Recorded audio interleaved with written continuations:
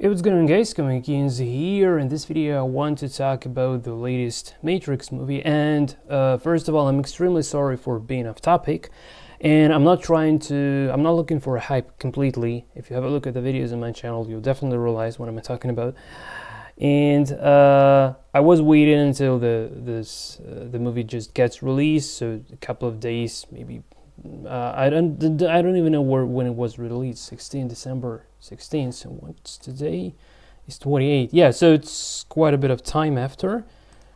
So hopefully, hopefully I don't get hopefully I don't get any hype from this, because the only reason why I'm making this video, I just want to share some thoughts about it.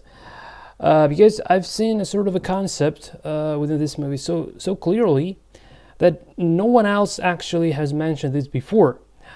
I mean, like, I've been watching tons of videos about this Matrix Resurrections on YouTube, and I was thinking that I would be like prejudging the movie when I watched this. And today, when I did watch the movie, the whole movie, I realized that whatever videos, whatever reactions I've seen so far are completely, I don't want to say that they are wrong or not to the point, and most of them are actually to the point. So I'm not about criticizing anything, but I just want to mention some sort of a point that I believe no one else actually mentioned. And if I'm wrong, then please let me know in the commentaries, because I'm not trying to claim that I've invented this kind of opinion or something. That I really feel so.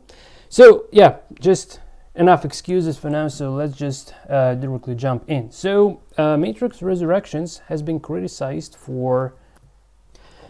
So the Matrix Resurrections has been criticized for not being to the point, being just generally awful movie.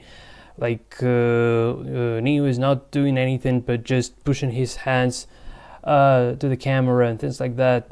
But I believe this is not the case, because the major issue when you're trying to evaluate this movie is that you're trying to observe this movie as the sequel, as Warner Brothers consider this movie to be. But this is not the case. And this is the core thought. So I just start straightforward with this thought. So everyone, for some reason, everyone tries to think about this movie as if this was a sequel. As well, it seems like it is a sequel. It seems like we have the same story, the same plot. So all that happened the previous movies is just here is on the cards as well, and the story continues. So we have the same characters. We know like what happened after 60 years from the Matrix Revolution, right?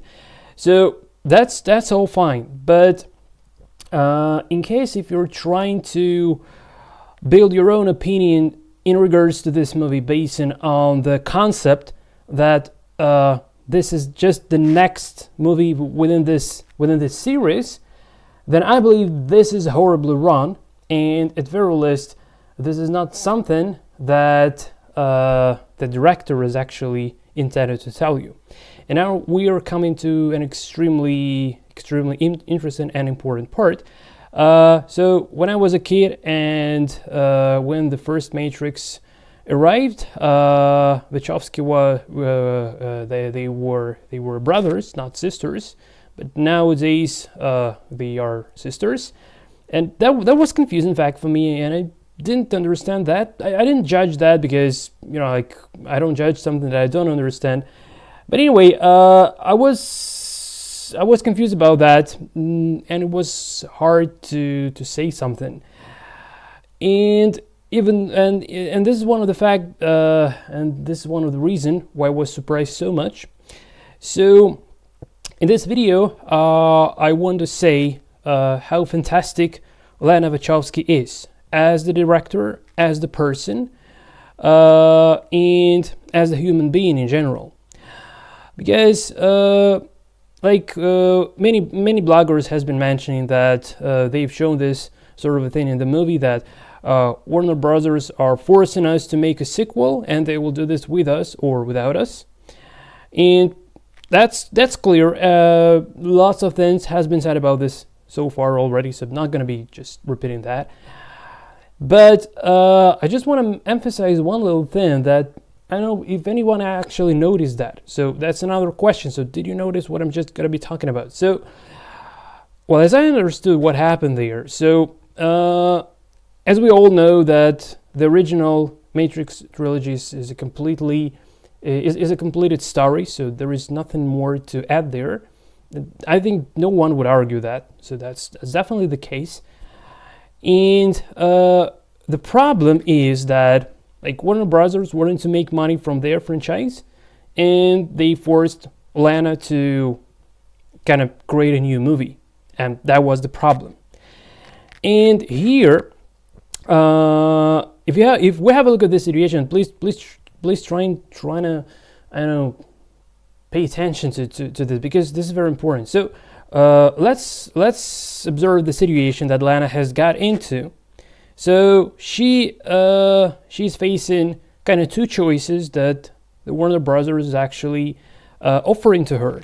So option number one, they say like, you make a movie like you want, right? And option number two, we make this movie without you. So we do this alone. And you might be wondering, why not just to reject that offer? Why not just to say that, okay, I don't want to spoil this. The Matrix is perfect. I don't want to spoil anything, and you just do whatever you want to this. And I will tell you why she didn't do that. And that's because after watching this movie in particular, I believe that Matrix wasn't just a movie for Wachowski, no matter brothers or sisters. It was their entire sort of a vision of today's world of. So that's a sort of a religion for them. I believe that's a sort of a religion.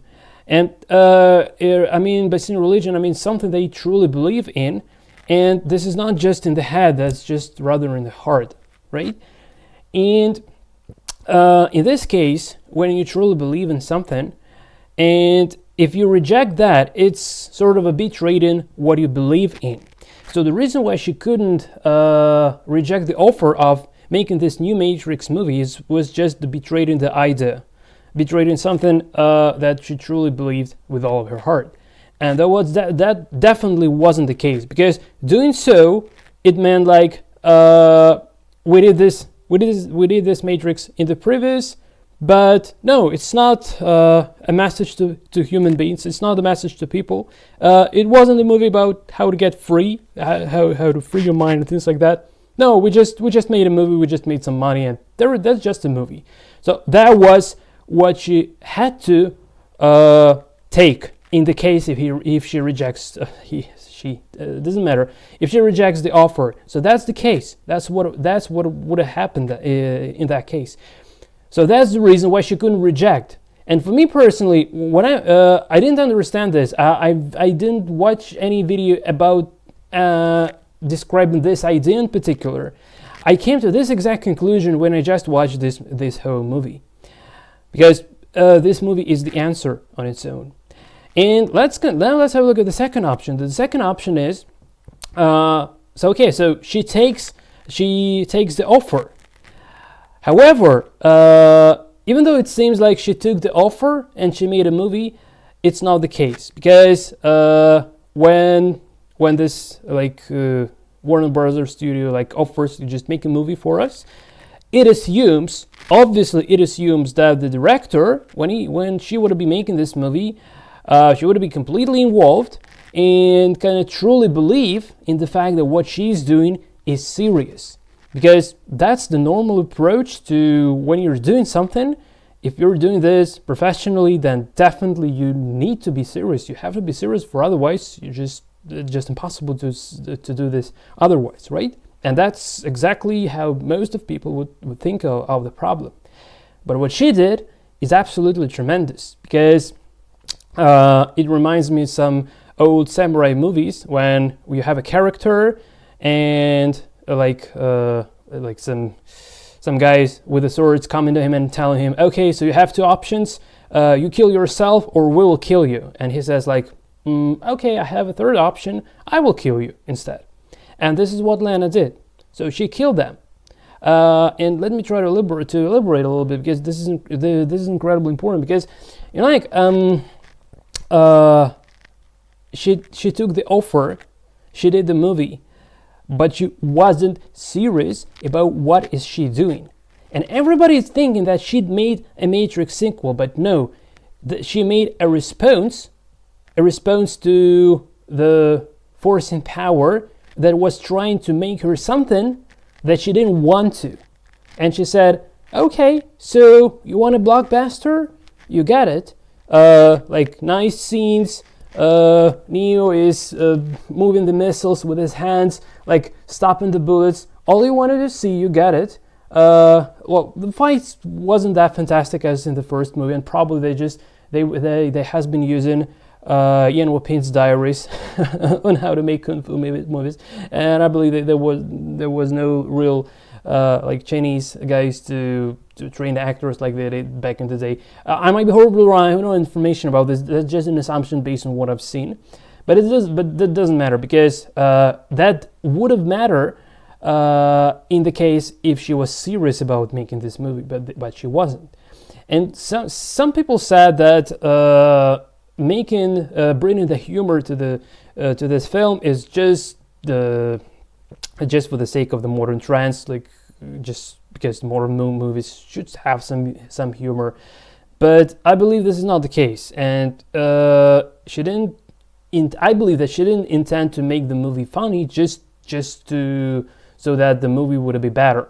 And the idea behind this humor, and she's trolling everything. She's trolling like what she previously did. So she's not serious about that. Just to show that the problem that everyone thought that the original movie was like the icon. And she said, like, well, it's not an icon. It's not a problem. The idea is not about that humans are fighting machines. It's not a case, and not about the story about the one, and no, not even the love story. The idea is the freedom of the consciousness, and that's pretty much all about it. The idea was the freedom of the consciousness, and no matter what this is wrapped into, what kind of story this is wrapped within, this doesn't matter really. So she's trolling the story itself because she's the author. She can't do that.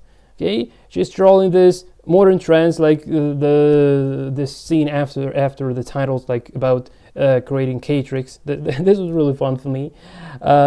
Even though I wasn't watching in the original. I was watching this in Russian. Shame on me, but I was watching this with my wife, and so I just couldn't watch the original. Maybe I watched the original one day. I believe that has more fun really. But anyway, all the movie is trolling, and this fact of not being serious about what she's doing, but meanwhile doing every single request that she was like, I don't know, maybe she had a contract or whatever. So it's like jokes about the programmers. So if you ask a programmer to do some job for you, he will do exactly what you're asking him to, but eventually this might be completely not what you wanted to have. That's the joke. And what Lana did, she did exactly this sort of thing to Warner Brothers, and this makes me proud of her.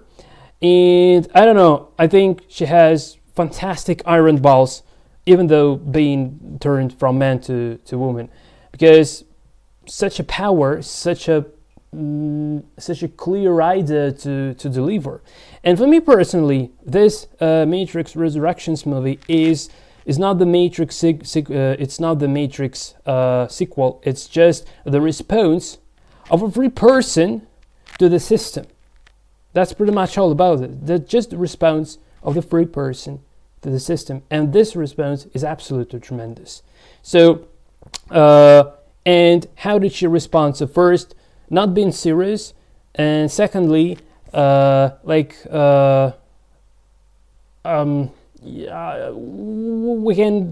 just better watch the movie yourselves. But some of the moments I love the most is when she said, like, the Matrix is using ideas as the weapon, and if you truly believe in the idea, if you're up with the idea, if you're just believing the idea, then the Matrix can just take that idea and use it against you.